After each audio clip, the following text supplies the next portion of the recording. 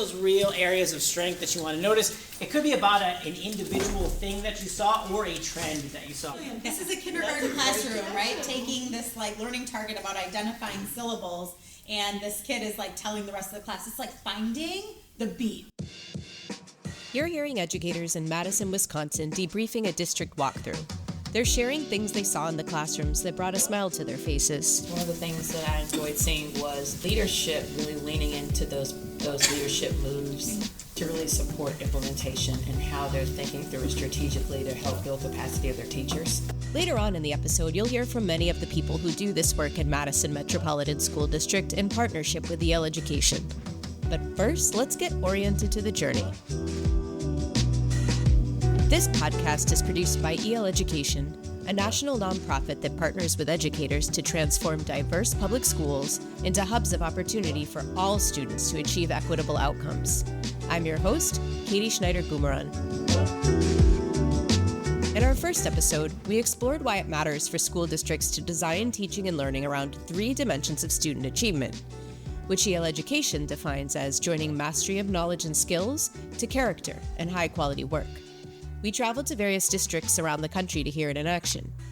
This time, I'm lucky to have a co-pilot. And my co-pilot is Dr. Shanta Lightfoot. She's the Managing Director of District Partnerships at EL Education.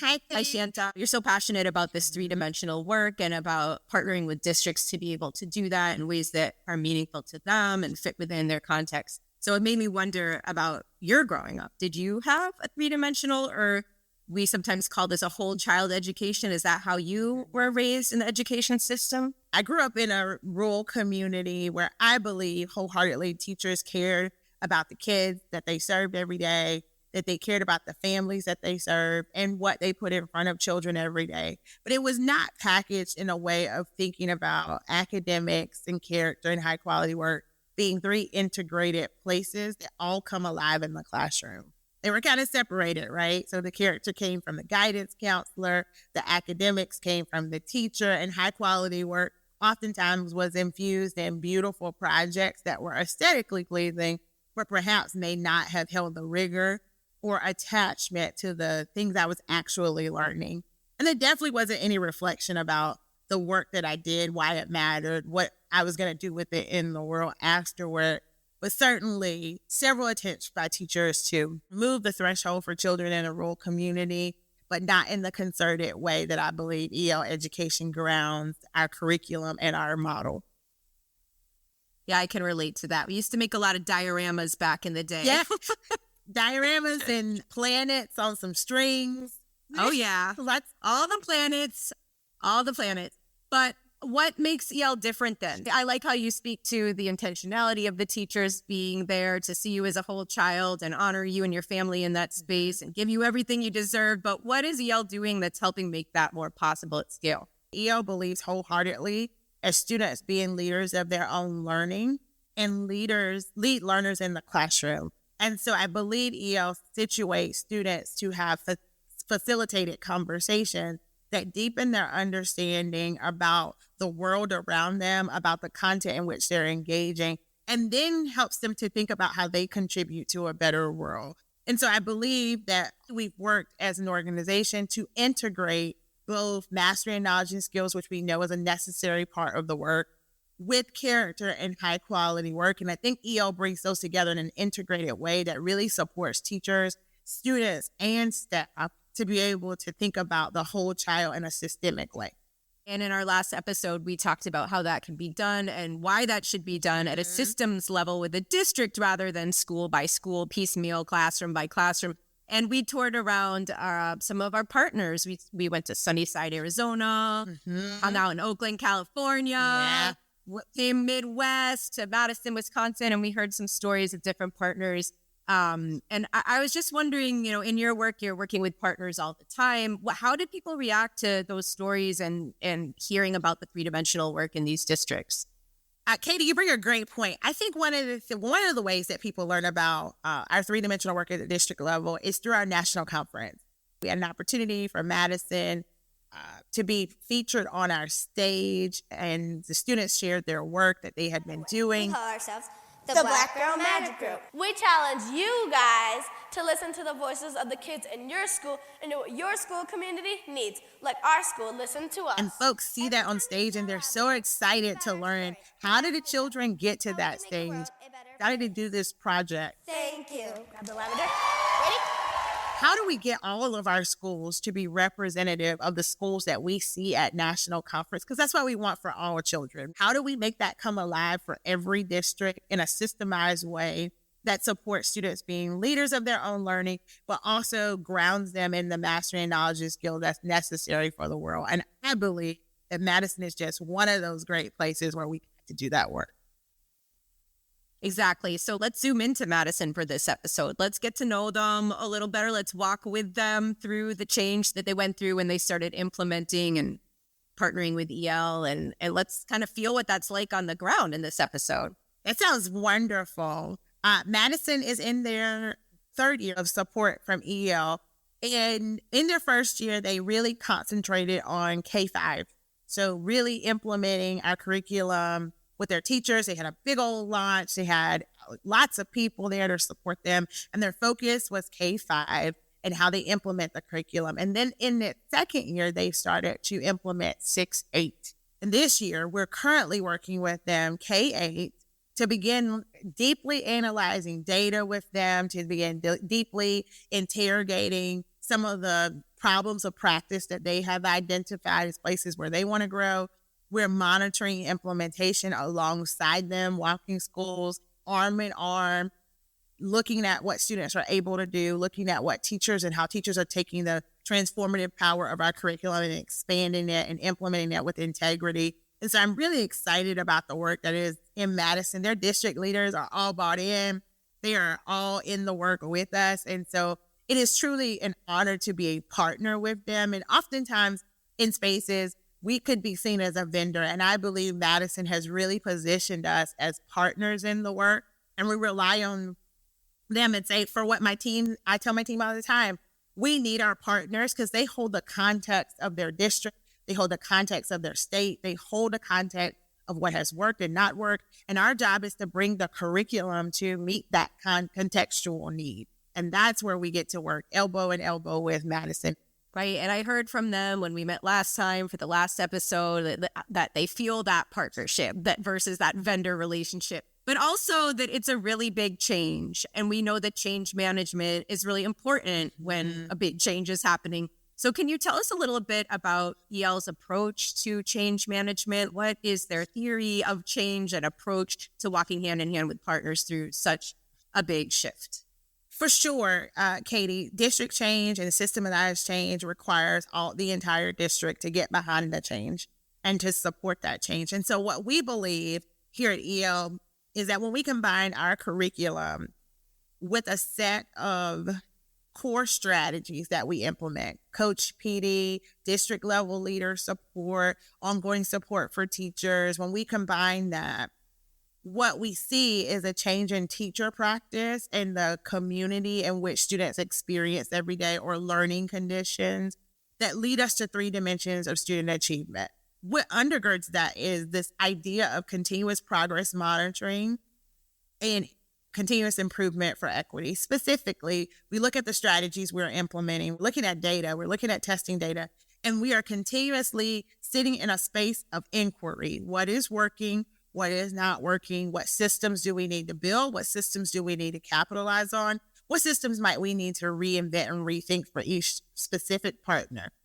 Is there a particular framework that you follow when you're doing this monitoring for change? We've done a lot of different frameworks, but one of the ones that we are now really excited to be talking about is the curriculum implementation change framework that we at EL built in concert with CPRL. And what the goal of that is to paint the picture of instruction with our ELA curriculum. What should it look like in a classroom? What does it feel like? What does it sound like? And then how do we monitor what we're seeing in that implementation progression against what teachers and students are saying in sets of surveys? And we take that all to triangulate the data to say, hey, how's a veteran teacher feeling about implementation? What might we need to design for that particular person versus what is a novice teacher perhaps experiencing with the curriculum, and how might we support them? Sounds very three-dimensional the way you're looking at change, right? Like there's the character piece because we're humans, and when humans go through change, there's some turmoil, and that's okay. Well, we're going to get some emotions and feelings and perspectives on this journey because we're going to talk to people who have that bird's eye view at the district leadership level and also at the school leadership level. And also we'll hear from some parents too, to hear what this change feels like and is like on the ground. So we're excited. And are there any things you're hoping to glean from hearing these stories from folks in Madison? I am looking forward to hearing the impact of the change. Change can be beautiful and it also can be hard. And so I'm really interested in hearing how are students evolving during this change? How are parents feeling about the change? What are they seeing differently about how their students are engaging in the work? And so I'm really excited to understand that, but I'm also really excited to understand curriculum is just one change that many districts undergo. And so I'm also interested in hearing how does this become transferable to other big initiatives that a district might undertake, and how can we be of support to districts as they begin to undertake those other big initiatives. Well, I love the complexity of your thinking, how all the pieces weave together, because that's just how the curriculum's designed and how the model's designed. So I look forward to sharing their insights with you through this podcast. I'm so excited, Katie. I don't remember thinking about or feeling like all parts of who I was were tended to in school. This is Cindy Green. She's the Assistant Superintendent of Teaching and Learning at Madison Metropolitan School District. If I look back on my educational career, while I had experiences at places that were of very high quality, I personally don't know that I found those connections in school where I felt like all my needs were being met. So how did that drive you to do the kind of work you're doing now, which is trying to provide that whole child approach for all kids in a district? I started education and I started my career. Middle school was that sweet spot for me where I was like, oh, I get you and I get what's happening with you, because I was that kid that really needed to have someone understand what was going on with me socially, emotionally, what was going on with me in terms of engagement and opportunities for collaboration, all of the things that was not my middle school experience. When you walk into classrooms and you see students thriving in the classroom, both in terms of engaging in learning that is hands-on, engaging in learning that is culturally relevant and culturally responsive, engaging in learning that is allowing for the conditions for learning that are set before you dive into the rigorous content, thinking about the moves the teacher makes in order to ensure every student is set up for success. Those things are really important for a student to thrive in the classroom. And some of those are the things that EL has, both in terms of the curriculum have provided us, but also in terms of their partnership and how they've been coaching us and coaching our staff, in terms of just setting up the physical environment and setting up, thinking about how the teacher provides instructional practices that focus and center students' social emotional needs, the student learning, the active classroom, kindergarteners talking through the goal that they have set with their teacher for reading, or third graders deep in conversation with each other around a particular text that they might be reading. That type of action that we're seeing in classroom was not happening in the same way before the work that we started with EL education. What made you want to go through this change? We've had significant gaps between the performance of students that identify as white compared to our students that are African American. So I think first, that's the first thing, is we must do something different. We as adults, we need to try to ensure we're doing a better job serving our students. We have a focus on Black excellence. We have a specific goal that is to ensure we are uplifting and improving outcomes for our students that identify as African American. And as a district, we've been on this 20-year plus equity journey, right? How do we bring that more into action around how we improve outcomes for kids? So that was something that was part of our criteria and our rubric that we used when we were vetting materials. We needed to find something that wasn't just like windows and mirrors important, that the materials represent our students, but we wanted to also find somebody that actually lived this talk around equity and was going to help us as a system continue to push on equity in a way that was going to, again, improve outcomes for kids. At the same time, we started to deeply engage in the science of reading. I know that materials alone do not teach children. I know that materials are a really important part to the educational experience, but that teachers teach children, and we needed to find something that was going to be beyond just books and curricula. We needed to find something that was going to really help us as a system shift and change. I also knew that we had to find something that was more relevant and more representative of the students that we serve, both in terms of the pedagogy, but also in terms of materials that were representative of our students. And so we set off on this kind of really intense curricular adoption. And through that, EL rose to the top. And I think for me, it was, yes, the materials, what kids were going to physically experience every day, but it was the partnership components that EL brought into the conversation around they aren't just a vendor that gives you books. They are a partner with you to support you and be side by side, either behind the scenes if you want them or front and center, elbow to elbow. And that is something that I think we deeply needed. Mm-hmm. And how did EL support you as you went through the growing pains of this change? Change management has been a center to this implementation. And I think both in terms of what we're trying to pay attention to every day within the district, but I think what I also love about our partners in EL education, because they kind of push us on that and remind us all of the time about this idea of to not just go slow to go fast, but thinking about all of the components of change management before we make decisions.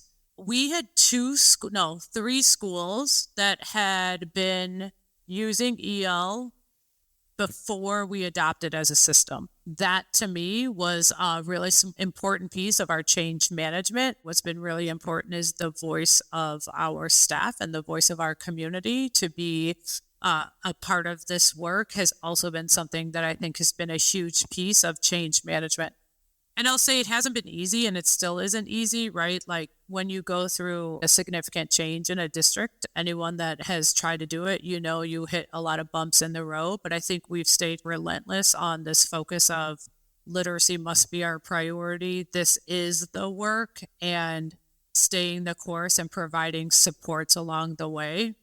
The last thing I'll say about that is EL has been providing not just some professional learning and support for us, but they're doing some side-by-side coaching with our schools. There's many people at EL that I have deep respect for that are equity champions in the way that they operate, in the way that I've seen them lead. And I think we need them to continue to help us with that and be honest with us, right? I don't want a partnership where someone's telling me a bunch of fluff. Tell me the truth. Be honest. Let's have this honest relationship so that we can move through change. To make the jumbo balls, to make knives for hunting, and to make toy trucks. He is creative. These are sixth grade students at Blackhawk Middle in Madison. They're talking about a book from the EL curriculum. Later on, we'll hear more from them and from their principal and instructional coach. We'll hear about how the types of discussions they're having now are different from before implementing EL. I would actually like to add on to that, and I feel like it would also help if they were able to have electricity that they didn't need to pay for from the government. But first, we're going to hear from the person who works on literacy with all of the schools in Madison Metropolitan School District, Becky Kundert. She's the Executive Director of Curriculum and Instruction. Once students feel that they are seen and are belonging, then what we know is that they actually want to do better. We know that personal regard and authentic relationships allow staff to push students to have higher expectations, and it also ensures that staff members hold higher expectations. Becky was a principal at one of those schools Cindy mentioned that chose to pilot the EL curriculum before the entire district took it on. She's now responsible for scaling the work with EL implementation across the district. Our staff were very clear about wanting to disrupt and dismantle those opportunity gaps in our student outcome data. What are you celebrating now that you got everybody on board and you've moved ahead? What are you seeing now in the data that's different now since implementing EL? From May to May, across the district, we demonstrated a 3% increase in our screening for literacy. We love to see a 3% increase for our students. Not really accelerated, right? One of our lab schools, when our data came back, had really demonstrated a 6%, right? So double what the district was from May to May. Our other school demonstrated a 15% increase. We think about where schools are in implementation. In those schools, we'd identified that had been really implementing prior to the district. It brings a great story for everybody who is in the journey. And is a year a little bit later, they're not a year behind. They just started at a different time. We have historically not been able to really move that data in Madison for our Black or African American students. That first lab school had grown within their percentage from the 2022-23 to the 23-24 school year, which is really exciting. It is. So how did you do it? A couple levers for impact for us in a school district that's our size with 50 schools. What are the systems and structures that we can set up that allow us to work alongside schools in service of schools while our learning walks do inform us about how schools are implementing the curriculum? What we also know is that we're using that data and their outcomes to determine where schools are in implementing these core instructional practices. Are they unpacking learning targets with their students? So it does provide feedback and input for the schools that we're in. They use that to drive their own professional learning. And it also provides feedback to us at central office about where schools are. So we can craft professional development for principals and instructional coaches, which we have in all of our schools. One other nice thing that we have engaged in this past year with EL is intensive coaching for schools identified as needing additional support based on disaggregated data and achievement.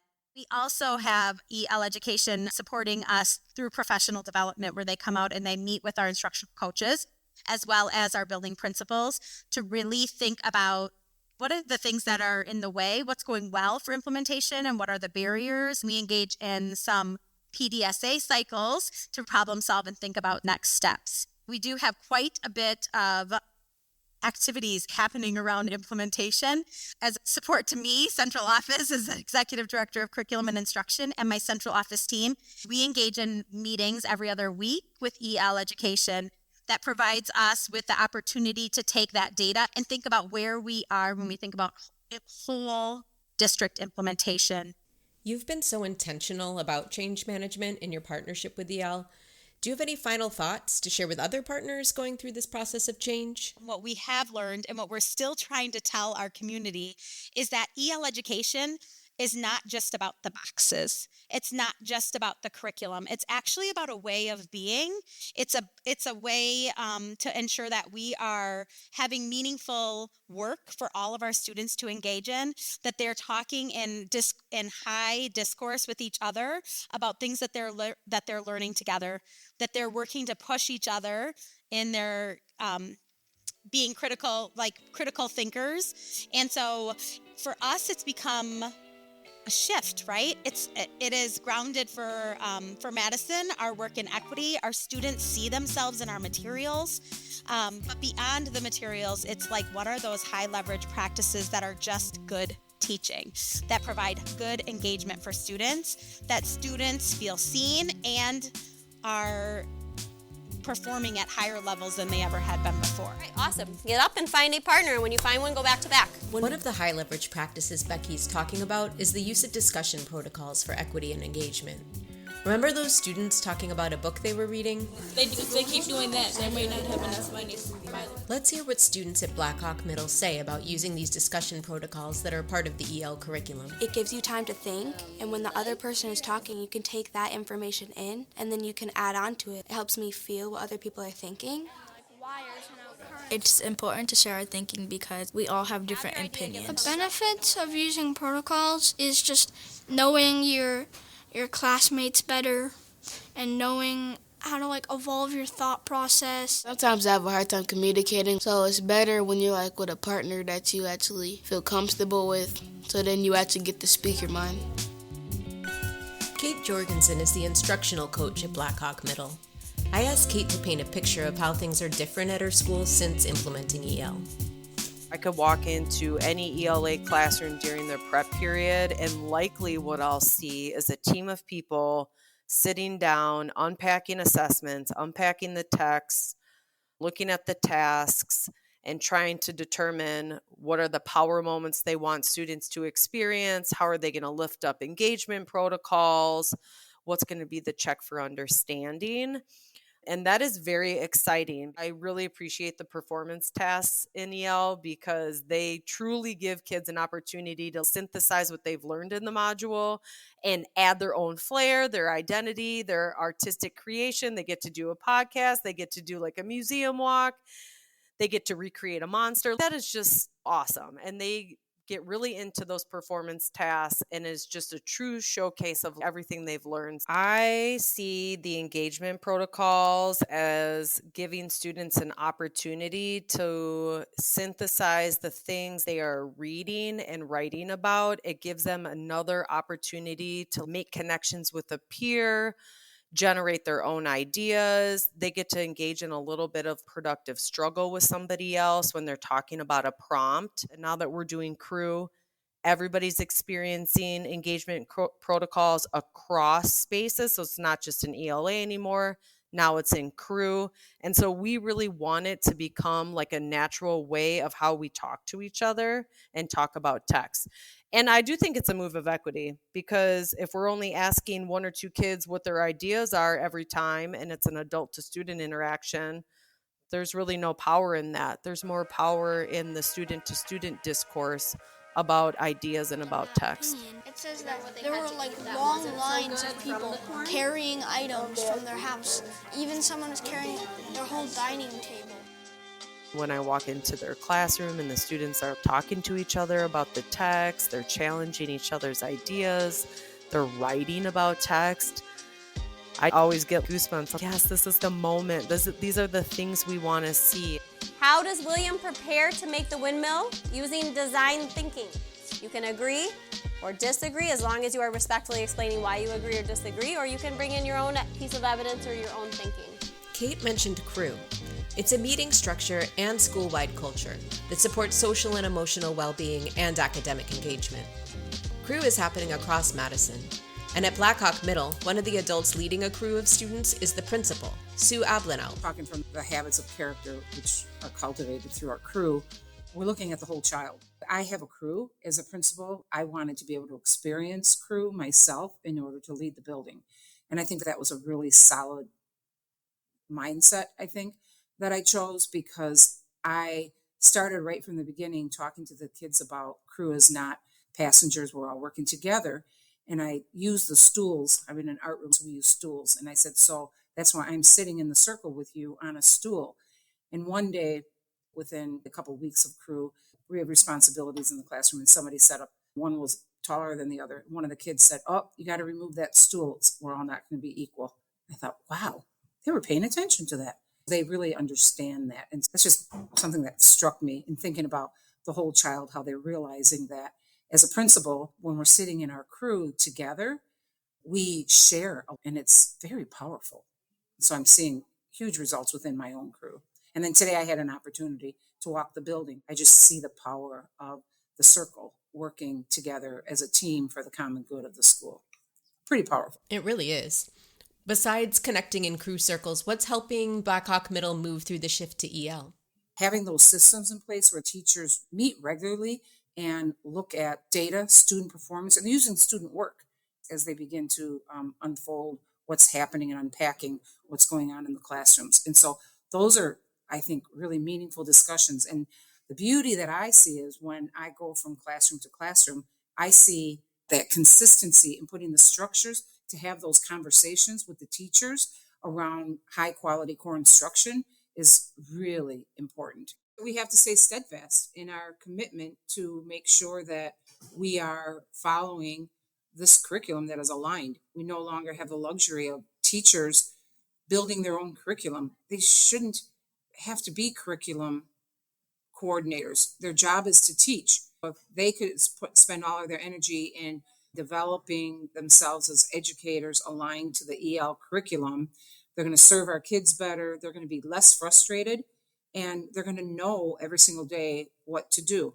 As an example of crew, I know the lessons on Tuesday, Wednesdays, and Thursdays are there for me. I don't have to think about what I'm going to do because they're right there. So I just have to go there and make sure that I'm prepared enough to be able to deliver that. So to see that continuity that we're getting in the ELA curriculum across most of the environments in our crew circles, in our crew groups, is amazing. Our goal is to get kids feeling safe, where they belong, so they can academically start improving their own performance and creating goals for themselves. And I think that having crew as a school-wide process is ultimately going to give us the results that we want. So far, we've walked through Madison with district leaders, school leaders, and students to hear about the change of partnering with EL. We've heard about bumps in the road and breakthrough results. We've heard about the importance of engaging the whole community in the change management process. And we've heard what folks are excited to see more of now: equitable talk among kids in classrooms, crew circles that build belonging, students doing meaningful work that matters to them. I remember Shanta wanted to hear from parents too, which makes good sense. If we're talking about a whole child approach, we should get that view into a child that comes from family and home. So let's talk to a few parents about how their kids are doing since Madison partnered with EL Education. Growing up, I didn't have those books with the windows and mirrors. I didn't see myself. This is Thomasina. She has 2 kids in Madison schools. So it was very important for me that when I had children, that they did see themselves. That has been such a positive in the books that she's reading. I would be cooking in the kitchen, and Malia would come home and tell me about the book, and she would actually catch me up on the book, to the point where I was so interested on how it ended that I would ask her every day, like, so did you guys read the book? Because I'm dying to know the end. The curriculum has made my kids just good, solid people. Like, it has made them, their service. There's learning aspects in there completely, but it has just made them good people. Ava had an IEP 2 years ago. Now we're talking to another mom, Allyssa. The fact that she is where she is and her confidence in reading, and when she reads aloud, is just amazing. The fact that she feels so comfortable being who she is and has grown and graduated from an IEP within a very short time frame is just something that I'm so grateful for. That's what I think this is for Ava, is that she's read these books, she's learned these books, but now it's grown into something so much more. It's helped her become who she is today, something that every kid should get the opportunity to have. Remember the book students were talking about at Black Hawk Middle? It's called The Boy Who Harnessed the Wind, and it's the true story of a Malawian youth, William, who uses his creativity and resourcefulness to make a machine that generates electricity. He read books about it. He learned about it because he used to go to the school. William says, if you can't fly, run. If you can't run, walk. If you can't walk, crawl. We must encourage those still struggling to keep moving forward. I hope you've enjoyed walking through change with our friends in Madison, Wisconsin, and learning about how they move forward together in partnership with EL Education. Just like the kindergartners said about syllables, working together as partners to break down the steps of big change helps us all find the beat. Thank you to our guests who took us on this journey in Madison: Dr. Shanta Lightfoot, Cindy Green, Becky Kundert, Kate Jorgensen, and Sue Ablanalp. Thanks to Black Hawk Middle students who shared their thoughts: Mah'lana, Taraji, Kiki, and Jack, and their teachers, Stephanie Mauser. And gratitude to Madison parents who shared their stories from home: Thomasina and Allyssa. I'm your host, Katie Schneider Gumiran. And special thanks to Marcus Hung, Nate Martz, and Monica Noah, and to EL staff supporting district and school leaders in order to scale 3-dimensional and equitable student outcomes. If you'd like to learn more about partnership opportunities with EL Education, visit eleducation.org/partner-with-us, or send an email to salesinquiry@eleducation.org.